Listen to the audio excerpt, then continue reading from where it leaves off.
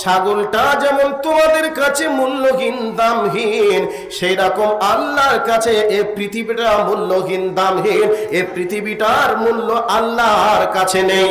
যদি আল্লাহর কাছে এই পৃথিবীর দাম থাকতো, মূল্য থাকতো, তাহলে বেঈমানদেরকে আল্লাহ না খেয়ে বিদায় করে দিত, বেঈমানদের মুখে আল্লাহ রুজি দিতেন না। যার কারণে নবী আমার বলছেন, শুনে রেখে দাও, এই দুনিয়াটা মুমিনের জন্য জেলখানা আর বেঈমানের জন্য জান্নাতখানা। বেঈমান দুনিয়াতে, জান্নাতে যেমন কোনো বিধি নিষেধ থাকবে না, যা যেখানে মন সেখানে যাবে, যা ইচ্ছা তাই খাবে, ঠিক বেঈমানরা এ দুনিয়াতে যা মন তাই করে, যা ইচ্ছা তাই খায়, বিলাসবহুল গাড়ি বানায়, তাদের জন্য কোনো বিধি নিষেধ নেই। কিন্তু ঈমানদারদের জন্য পদে পদে বিধি নিষেধ আছে কি নাই, একটু বলুন তো, আছে কি নাই? অবশ্যই আছে। আপনি জেলখানায় চলে যাবেন, নবী আমার বলছেন আদ-দুনিয়া সিজনুল লিল মুমিন। নবী আমার বলছেন দুনিয়াটা মুমিনের জন্য জেলখানা। যেমন জেলখানাতে মানুষ যাওয়ার পরে ব্যক্তিগত কোনো স্বাধীনতা চলে না, জেলার যেভাবে রাখে সেভাবেই থাকে, চলতে হয়, থাকতে হয়। ঠিক আল্লাহ মুমিনদেরকে যেভাবে দুনিয়াতে চলতে বলেছে, মুমিনদেরকে সেইভাবে চলতে হবে। মুমিনের পদে পদে বাধা বিঘ্ন থাকবে, বেঈমানের জন্য কোনো বাধা বিঘ্ন নেই। এবার নবীর হাদিসটাকে মিলিয়ে নেন।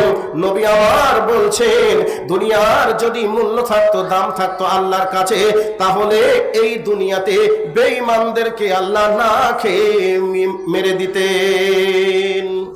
কিন্তু বেঈমানরা দুনিয়াতে শান্তিতে আছে না ঈমানদাররা দুনিয়াতে শান্তি আছে? একটু কথা বলুন তো ভাই।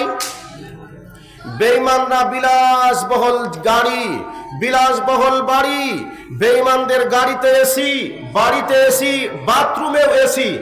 আর ঈমানদার আজকে না খেয়ে ধুকে ধুকে তারা দুনিয়া করছে। মাদ্রাসার শাইখুল হাদিস বুখারী শরীফের দার্স দিচ্ছে সারা মাস। আজকে সেই ব্যক্তি হয়তো মাদ্রাসায় কিছু খেতে পায় কোন রকম, তার স্ত্রী আজকে বাড়িতে হীনমন্যতায় ভোগে, ছেলেদের মনে আশা আকাঙ্ক্ষা পূরণ করতে পারে না। একটা মসজিদের ইমাম সারা মাস মসজিদে ইমামতি করার পরে 8,000 10,000 টাকা ইমামতি করে বেতন পায়, সে হয়তো ভালো মন্দ আপনারা দেন খায়, কিন্তু স্ত্রী ছেলে মেয়ের আশা আকাঙ্ক্ষা পূরণ করতে পারে না। কিন্তু দেখা যাচ্ছে এই দুনিয়াতে এইরকম ভাবে একজন পড়াশোনা করাচ্ছে, সে চাকরি পেয়েছে, তাহলে তার আজকে 1 লক্ষ, 1.5 লক্ষ, 2 লক্ষ, 80,000 50,000 টাকা উপার্জন করে দুনিয়া করছে। এখানে সুদের কারবার, নানান কিছু করে, বিলাসবহুল গাড়ি, বিলাসবহুল বাড়ি, যা ইচ্ছা তাই সে করতে পারে। যেখানে ঘুরতে মন চাই সেখানে যেতে পারে, যেখানে বউ বিটিকে নিয়ে যেতে ইচ্ছা সেখানে যেতে পারে। কিন্তু একটা আলিম, একটা ঈমানদার মানুষ, সাধারণ আল্লাহর ওলি, পরেশগার ব্যক্তি তার স্ত্রীকে নিয়ে যেখানে মন সেখানে যেতে পারবে? সে কি যেখানে মন সেখানে ঘুরতে যেতে পারবে? জি পারবে না। স্বাধীনভাবে দুনিয়াতে ঈমানদার চলতে পারে না, বেঈমান স্বাধীনভাবে চলে। একটা ঈমানদার লোক যদি কোনো জায়গাতে বসে যায়, যে জায়গাটা নোংরা জায়গা, সে যদি দাঁড়িয়ে থাকে, সেই ঈমানদার লোকটা জানে না এই জায়গাটা খারাপ, কিন্তু না জেনে যদি দাঁড়িয়ে থাকে, তা কেউ যদি ওই জায়গায় দেখে ফেলে যে আমাদের মসজিদের ইমাম ওই জায়গায় দাঁড়িয়েছিল, কিন্তু বেচারা ইমাম জানে না যে এই জায়গাটা খারাপ, একটু পরে এসে মসজিদের মুসল্লিরা সমালোচনা করবে যে মৌলভী সাহেব হওয়ার পরে ওই জায়গায় কেন দাঁড়াবে। এই কথা মৌলভী সাহেবের বিরুদ্ধে মানুষ বলে কি বলে না? মসজিদের সর্দার সাহেব ওই জায়গায় দাঁড়িয়েছিল, এ কথা বলবে কি বলবে না? তো একটা সাধারণ মানুষ, বেঈমান, ঈমানওয়ালা নয়, সেই লোকটা যদি দাঁড়িয়ে থাকে, তার জন্য কি সমালোচনা ঝড় উঠবে? উঠবে না। সেই জন্য নবীজি বলেছেন, দুনিয়াটা ঈমানদারের জন্য জেলখানা, বেঈমানের জন্য জান্নাত। জান্নাতে কোনো বিধিনিষেধ থাকবে না, যা ইচ্ছা তাই করবে। বেঈমানরা দুনিয়াতে যা ইচ্ছা তাই করবে, তাদের কোনো বিধিনিষেধ নেই। কিন্তু ঈমানদার যারা, তারা পদে পদে বাধার সম্মুখীন হবে, এরপরেও ঈমান নিয়ে কবরে যাবে, তারা জান্নাতি মেহমান হবে। আর বেঈমান এ দুনিয়ায় হেসে খেলে যা ইচ্ছা তাই করবে, তার জন্য ভয়াবহ জায়গা অপেক্ষা করছে। আমি সেই দিকে দৃষ্টি আকর্ষণ করছি। এবার আস্তে আস্তে আমি ওই জায়গাতে প্রবেশ করার চেষ্টা করব। একটু ধৈর্যের পরিচয় দিয়ে বক্তব্যের বিষয়টিকে মূল্যায়ন করার চেষ্টা করুন। এবার আল্লাহর নবী কি বললেন? দুনিয়ার মূল্য নেই, দাম নেই। এবার আপনাদের কাছে একটা মূল্যহীন প্রাণীর বা মূল্যহীন জিনিসের নাম উল্লেখ করছি। 10 টাকা লরির এক লরি। কেউ যদি আপনাকে বলে আমি মাছির পর নিয়ে এসে দিব, আমাকে 10টা টাকা দিবেন, আচ্ছা কে কিনবেন একটু বলেন তো? 10 টাকা দিয়ে এক লরি মাছির পর, মাছির ডানা, কেউ কি কিনবেন? ভাই কথা কি বোঝা যায়? কেউ কি 10 টাকা লরির এক লরি মাছির পর হলেও বা মশার ডানা হলেও 10 টাকার বিনিময়ে কেউ কি ক্রয় করবেন? করবেন না। কেন? এর কোনো দাম নেই, মূল্য নেই। কারণ এই জিনিসটাই কোনো কাজে লাগবে না, কোনো উপকার হবে না। বরং আপনি 10 টাকা দিতে পারেন তাকে। আপনি এবার বলবেন ভাই আপনি জানো গাড়িটাকে এই জায়গায় খালি করবেন না, বরং আপনাকে আমি 10 টাকা এমনি দিয়ে দিচ্ছি। এই মালটাকে ওই মালদা টাউন পার করে নিয়ে নর্দমায় ফেলে আসবেন, যাতে করে ওই মালটা এখানে বাতাসে উড়ে উড়ে এলাকার পরিবেশ নষ্ট যাতে না করে, সেই ব্যবস্থা করার জন্য আপনাকে প্রয়োজন হলে 10 টাকা কেন 100 টাকা দেব, তবু গাড়িটা এখানে খালি করবে না, ওই জায়গায় নিয়ে চলে যাবেন। কেন? এই জিনিসটা যদি এখানে খালি করা হয় তাহলে এলাকার পরিবেশ নষ্ট হবে, বাতাসে উড়ে গিয়ে খাবারে পড়বে, দোকানে পড়বে, বাড়িতে থাকবে, উড়ে নষ্ট হবে। এই জন্য 10 টাকা কেন 100 টাকা এমনি দিবেন, কিন্তু এলাকার বাইরে সাপ্লাই করার জন্য এলাকায় ঢালবে, আপনাকে দিবে, এই জন্য 10টা টাকা আপনি দিবেন না, তাই না? দিবেন না। ঠিক আল্লাহর কাছে এই দুনিয়াটার মূল্য একটা মাছির পরের সমানও নেই। যদি মাছির পরের সমানও হতো তাহলে আল্লাহ বেঈমানের মুখে রুজি দিতেন না। মাশাআল্লাহ, বারবার কি হচ্ছে গো?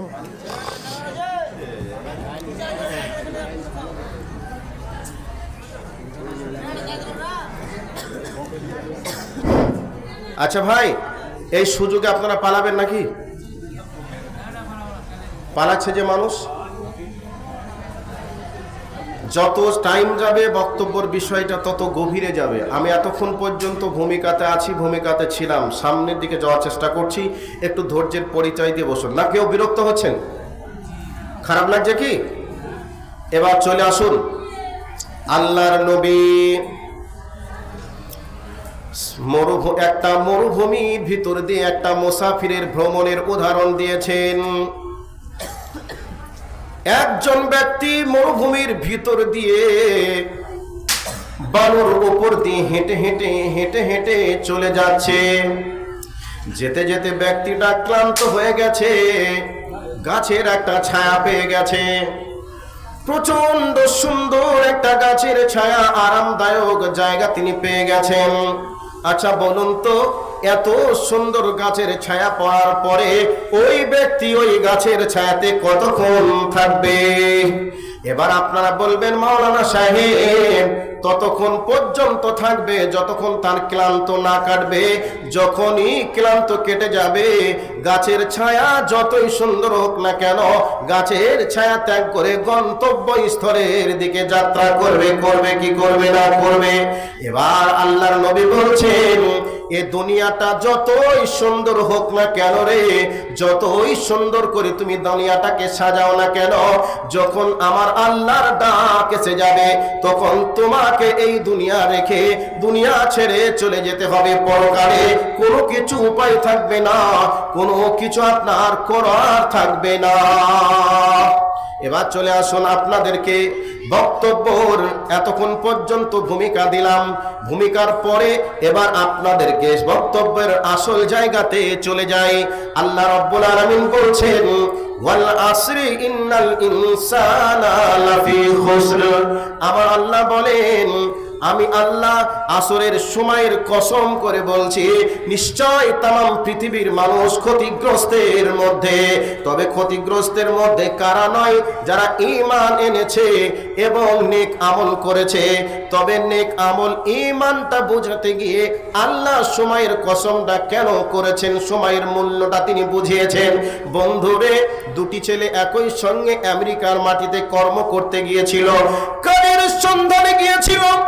যাওয়ার পরে একজন তার নির্দিষ্ট টাইম অনুযায়ী সেখানে ডিউটি করে, নির্দিষ্ট টাইম পার হয়ে যাওয়ার পরে ওভার ডিউটিও করে, তাহলে ওভার ডিউটি করার কারণে সেই ব্যক্তি টাকা ইনকাম বেশি করবে কি করবে না? করবে। গ্রামে টাকা পাঠাবে, বেশি টাকা পাঠানোর কারণে বাড়িতে জমি কিনবে, বাড়ি বানাবে, পুকুর কিনবে। আর একই সঙ্গে আর একজন ছিল কেবলমাত্র ডিউটি করেছে, ওভার ডিউটি করেনি, ওই ব্যক্তি কি তার সমান টাকা উপার্জন করতে পারবে? পারবে না।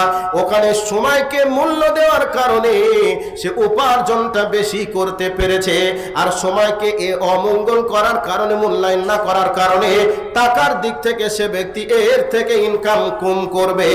আমার আল্লাহ বলছেন, তোমরা যদি সময়কে কাজে লাগাও নিশ্চয় তোমরা মূল্যায়ন করতে পারবে জীবনকে। এই পৃথিবীতে আল্লাহ যত নিয়ামত আল্লাহ দিয়েছে, সব থেকে দামি নিয়ামত হলো আপনার জীবনের সময়। এই সময়টা পার হয়ে গেলে এই সময়ের মূল্য পৃথিবী বিক্রি করে দিলেও দেওয়া সম্ভব হবে না।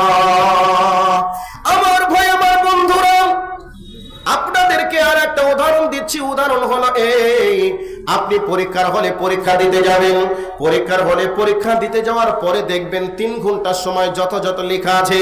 এই অবস্থায় একজন ছাত্র পরীক্ষার 1 ঘন্টা শুধু কোশ্চিন নিয়ে শুধু পড়লো, কোনো কিছু লিখলো না, এদিক ওদিক করে 1 ঘন্টা টাইম পাস করে দিল। এবার 2 ঘন্টা যখন আছে লিখতে শুরু করে দিল।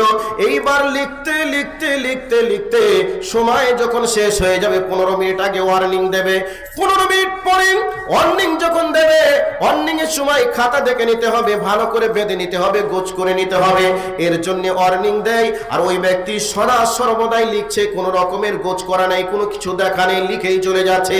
এবার মাস্টার যখন বলছে, বাবা খাতা জমা দিয়ে দাও, সময় হয়ে গেছে, আর সময় নেই, তোমরা খাতা জমা করে দাও।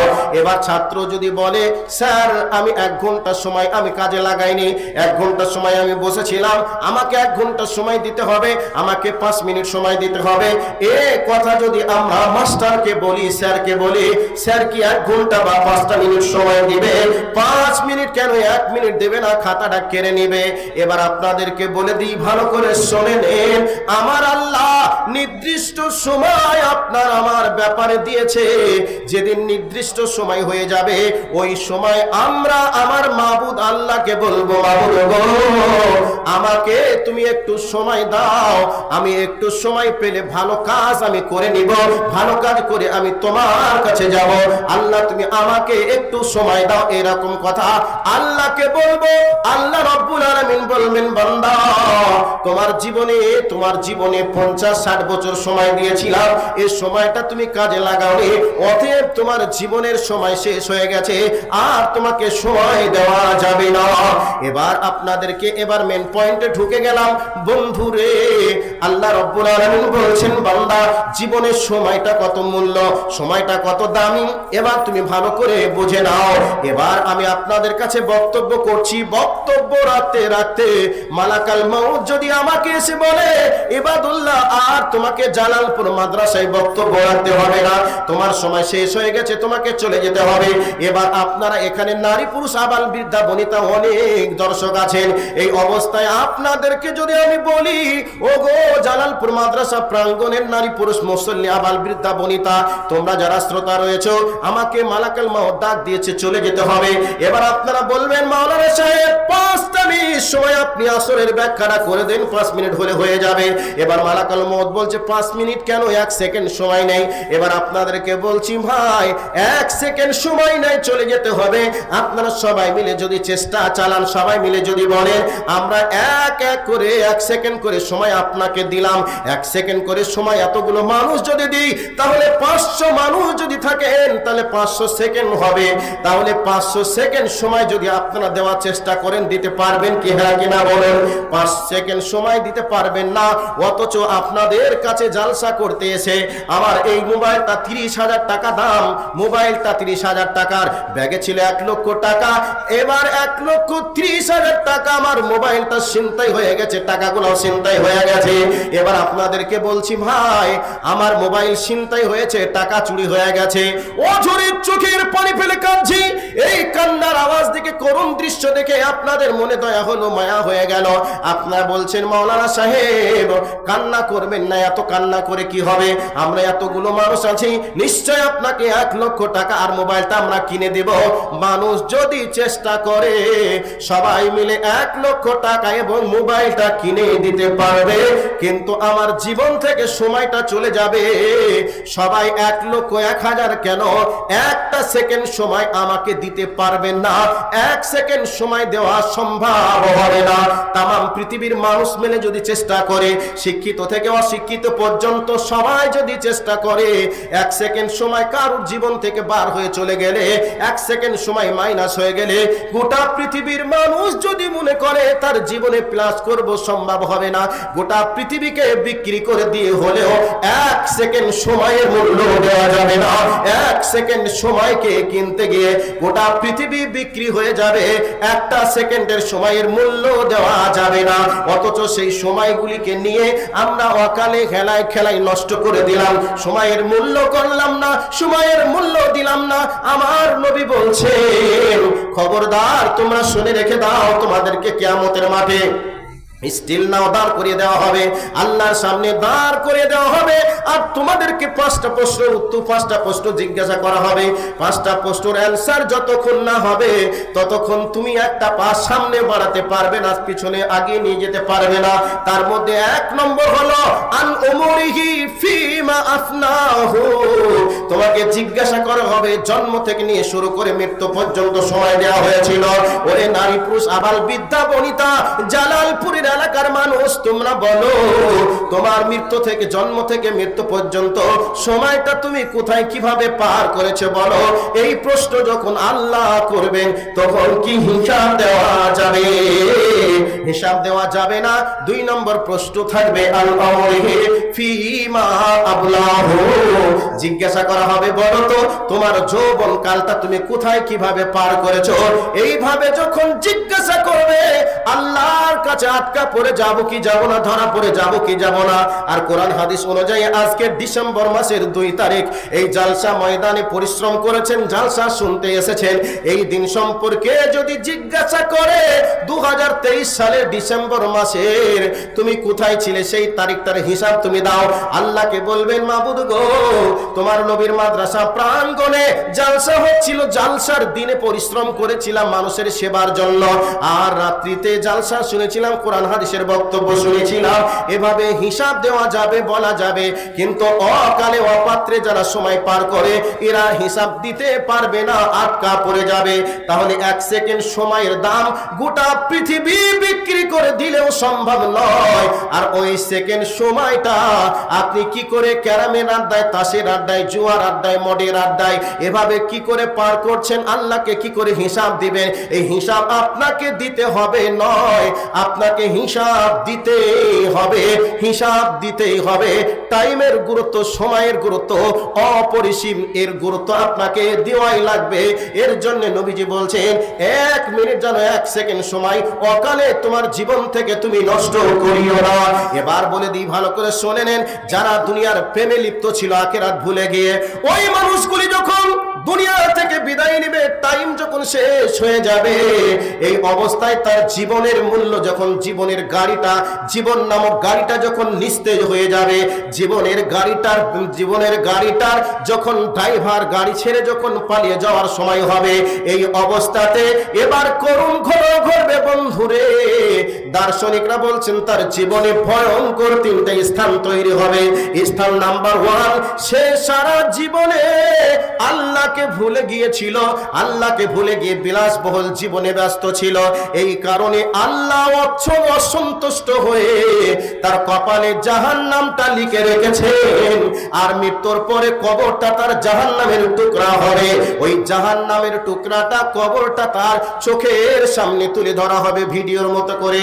আর জাহান্নামের ফেরেশতারা এসে বলবে, ওরে গুনাহগার, ওরে বেঈমান বদ আত্মা, তোর জন্য এই জায়গাটা নির্ধারণ করা হয়েছে। এবার তুই দেখে নে, এই বিলাসবহুল বাড়ি, বিলাসবহুল জীবন ছেড়ে তোকে এই জায়গাতে যেতে হবে। কবরের ভিতরে আগুন জ্বলবে, কবরের ভিতরে সব দংশন করার জন্য উকি মেরে চলে আসবে। বিছু থাকবে, সেই বিছুগুলি কিচির মিচির করে আওয়াজ করবে, গিজ গিজ করে নড়বে। এই দৃশ্যগুলি যখন দেখবে তার মনের ভিতরটা কেমন হবে, তার আত্মাটা কেমন করবে, তার শরীরটা ঝিঁকিয়ে ঝিঁকিয়ে উঠবে। 1 নম্বর হলো। 2 নম্বর হলো তার দুনিয়ার ভালোবাসায় তাকে বিমুখ করে রেখেছিল আখিরাত থেকে।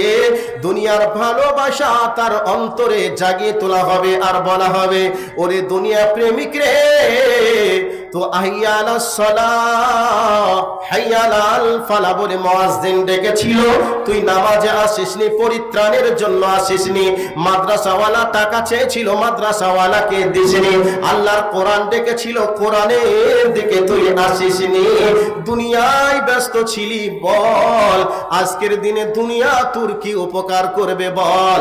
দুনিয়া তোর জন্য কি পরিত্রাণ, দুনিয়া তোর জন্য কি দিয়েছে, কি দেবে, এবার তুই বল। এরকম দুনিয়ার প্রেম প্রীতি ভালোবাসা তার অন্তরের ভিতরে জাগিয়ে তোলা হবে। নাম্বার 3, তার নাতিপুতি বউ বেটির ভালোবাসা এসে আল্লাহকে ভুলেছিল, হজ ফরজ ছিল, হজ করতে যায়নি, কারণ 5 লক্ষ টাকা লাগবে। 5 লক্ষ টাকায় একটা বিল্ডিং হবে, 1 বিঘা জমি কিনা হবে। অতএব হজে যাওয়া যাবে না, মাদ্রাসায় চাঁদা দিতে হবে, মাদ্রাসায় দিলে কমে যাবে, দেওয়া যাবে না। ছেলে মেয়েদের নাতিপুতিদের সম্পদ কমে যাবে। এই ভালোবাসাই দিতে পারিনি, তার অন্তরের ভিতরে এগুলিকে জাগিয়ে তোলা হবে। আর এই অবস্থায় সে ব্যক্তি দুঃখ করে বলবে, ওরে আমার ছেলে, ওরে আমার মেয়ে, ওরে আমার নাতি পুতা, তোরা কোথায় আছিস রে?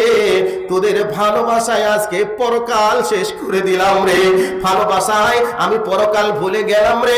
আজকে তোরা কোথায় গেলি? আমার পাশে কেউ তো দাঁড়াতে পারলি না। তোরা কোথায় গেলি বল বল বল। এইরকম ভাবে চিৎকার আওয়াজ দিতে থাকবে। মালাকাল মাউত এসে গেছে, তার আর কিছু করার থাকবে না। নবী আমার বলেছেন 2 টাইমে মানুষের তওবার দরজা বন্ধ হয়ে যায়। এক টাইম যেদিন সূর্য পশ্চিম আকাশে উঠে যাবে সেদিন তওবার দরজা বন্ধ হয়ে যাবে।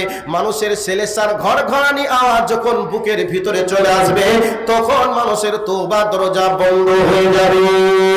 এই অবস্থায় দেখবেন মৃত্যুমুখী ব্যক্তির কাছে যারা থেকেছেন তারা দেখেছেন। ওরে আমার আম্মা জান, মা খালা বোনেরা, এই দৃশ্যগুলা অধিকাংশ মেয়েদের কাছে ঘটে থাকে। কারণ মৃত্যুমুখী ব্যক্তির সেবা শুশ্রূষার জন্য মেয়েরা পাশে, বাপের পাশে থাকে, বৌমা শ্বশুরের পাশে থাকে, নানির পাশে মেয়ে নাতনিরা থাকে, দাদির পাশেও নাতনিরা থাকে, স্বামীর পাশেও তার স্ত্রী থাকে। মেয়েরা অধিকাংশ এই দৃশ্যটা চোখের সামনে দেখতে পায়। ওরে আমার মা খালা বোনেরা, যাদের চোখের সামনে এই ঘটনাটা শুধু ঘটেছে, এবার আপনারা মিলিয়ে নেন। যখন এইরকম সিচুয়েশন তৈরি হবে, ওই অবস্থায় দেখবেন মুখটা নাড়ে, মুখ নাড়ে, ঠোঁট নড়ে, জিহ্বা নড়ে, সাউন্ড বার হয় না। মানে আমার আল্লাহ তার সাউন্ডকে অফ করে দিয়েছেন, কথাকে বন্ধ করে দিয়েছেন। ওই অবস্থাতে প্রস্রাব পায়খানা পর্যন্ত করে ফেলে দেয়। এই অবস্থাতে মুখ নাড়ে, কথা বলার চেষ্টা করে, কিন্তু মানুষেরা, মা বোনেরা তখন ফলের রস তার মুখে দেয়, একটু দুধ দেয়, একটু পানি দেয়। আসলে তখন দুধ চাই না, পানিও চাই না, ফলের রসও চাই না। তখন সেই ব্যক্তি আল্লাহকে বলে, আল্লাহ তুমি একটু আমাকে সময় দাও, আমি দুনিয়া থেকে ভালো কাজ একটু করে যাই, আমাকে সময় দাও। ছেলে মেয়ে, বউ বিটি, নাতিপুতিকে ডেকে বলে, ও আমার আত্মীয় স্বজন, ছেলে মেয়ে, নাতিপুতি, বউ বিটি, তোমরা যারা আছো, তোমরা আমার জন্য আমার সহায় সম্পদ যা আছে আল্লাহর হস্তে দান করে দিয়ে হলেও তোমরা আমাকে ভয়াবহ জাহান্নাম থেকে বাঁচাও। নবী আমার বলেন, তওবার দরজা বন্ধ হয়ে গেছে বলে সে বলতে চায়, কিন্তু তার সাউন্ডকে আমি অফ করে দিয়েছি। যদি সাউন্ড করে বলে দেয়, তার ছেলে মেয়েরা হয়তো তার জন্য দান করবে, খায়রাত করবে, বেঁচে যাবে। এই জন্যে তার তওবার দরজা বন্ধ হয়ে গেছে বলে তার সাউন্ডকে আমি আল্লাহ অফ করে দিয়েছি। এই অবস্থাতে দেখবেন মোটা মোটা চোখ করে এদিক ওদিক তাকায়, আর দেখবেন কাপড়ে প্রস্রাব পায়খানা পর্যন্ত করে দেয়। কেন করে? মালাকাল মাউতের ব্যাপারে আল্লাহ বলছেন ওয়ান্নাজিয়াতি গরকা ওয়ান্নাশিতাতি নাশতা। আল্লাহ নির্মম হৃদয়ের ফেরেশতার নামে কসম করে বলেছেন। নির্মম হৃদয়ের ফেরেশতা বলতে মালাকাল মাউতকে বোঝানো হয়েছে। নবী আমার বলছেন বেঈমানের আত্মাটাকে যখন কবজ করতে ফেরেশতা আসে, ওই অবস্থায় আসমান থেকে চটযুক্ত দুর্গন্ধযুক্ত তার জন্য জান কবজ করে আত্মাটাকে বাঁধার জন্য একটা দুর্গন্ধযুক্ত রুমালের মতো কাপড় সে নিয়ে আসে। নাম্বার 2, তার কাছে যখন আসে ভয়ঙ্কর চেহারা বিশিষ্ট চেহারা নিয়ে চলে আসে। আচ্ছা দোয়া করবো। তো ভয়ঙ্কর চেহারা নিয়ে যখন চলে আসে, এই অবস্থায় আত্মাটাকে বার করে। আত্মাটাকে বার করার সময় তার আত্মা বডির ভিতরে লোকানোর চেষ্টা করে, পালানোর চেষ্টা করে, কিন্তু মালাকাল মাউতের হাত থেকে পালানোর কোনো রাস্তা নেই, বাঁচার কোনো উপায় নেই। মালাকাল মাউত তার বডির ভিতরে যখন হাত ঢুকিয়ে দিবে, তার বডির ভিতরে হাতটাকে ঢুকিয়ে দিয়ে তার বডির ভিতর থেকে আত্মাটাকে যখন বার করবে, বডির ভিতরের হাড়গুলি মচমচ মচমচ করে ভাঙতে ভাঙতে বার করে নিয়ে চলে আসে। এই অবস্থায় এত কষ্ট পায়, আর এই কষ্টের কারণে ওই ব্যক্তি প্রস্রাব পায়খানা পর্যন্ত করে দেয়।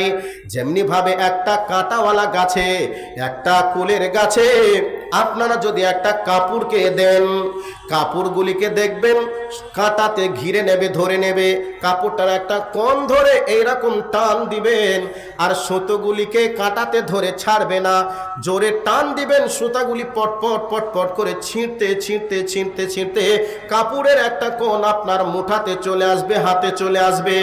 বন্ধুরে, আত্মাটাকে বার করবে, বার হতে চাইবে না, বডির ভিতরে ধরে থাকবে, আর তার বডির ভিতর থেকে বার করার সময় তার বডির হাড়গুলি ভাঙতে ভাঙতে মুচমুচ করে আওয়াজ দিতে দিতে নিয়ে চলে আসে। এই জন্যে প্রস্রাব পায়খানা পর্যন্ত করে ফেলে দেয়। বার কেন হতে চাই না? ভয়াবহ দৃশ্য তাকে দেখানো হয়েছে, কবর। ওই কবরে যেতে চাইবে না, এই জন্যে সেই ব্যক্তির আত্মা বার হতে চাইবে না। এত ভয়ঙ্কর পরিস্থিতি পরিবেশ তৈরি হবে যখন আপনার যেদিন জীবনের মূল্য, যেদিন জীবনের সমস্ত কিছু আয়ু শেষ হয়ে যাবে, শেষ লগ্নে এমনই ঘটনা আপনার জীবনে ঘটবে।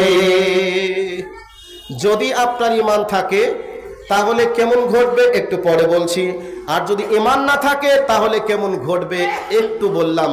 ভয়াবহ পজিশন, ভয়াবহ পরিস্থিতি পরিবেশ আমার আপনার জীবনে অপেক্ষা করছে। মৃত্যুর সময় এমনটা ঘটবে। বন্ধু, 2টা মিনিট সময় নিচ্ছে, একজন নারী পুরুষ কেউ উঠবেন না। 2টা মিনিট সময় নিচ্ছি, এই 2টা মিনিটে একজন উঠবেন না। কি আপনার আব্বা, আপনার আম্মা না খেয়ে মাদ্রাসা মসজিদে না দিয়ে আপনাকে লেখাপড়া করানোর জন্য বহু টাকা খরচ করেছে, অনেক মেহনত করে জমি জায়গা ক্রয় করে আপনার জন্য সম্পদ কিনে রেখে গেছে, কিন্তু সেই ব্যক্তি হতে পারে মৃত্যুর অবস্থাতে এই রকম করুণ দৃশ্য দেখে শাস্তির সম্মুখীন হয়ে দুনিয়া ছেড়ে চলে গেছে, কিন্তু আজকে তারা নীরব নগরের মাটিতে আপনার অপেক্ষায় চেয়ে বসে আছে। যাক, আর কিছু করার নেই, এবার পালিয়ে যাবে মানুষ কটা।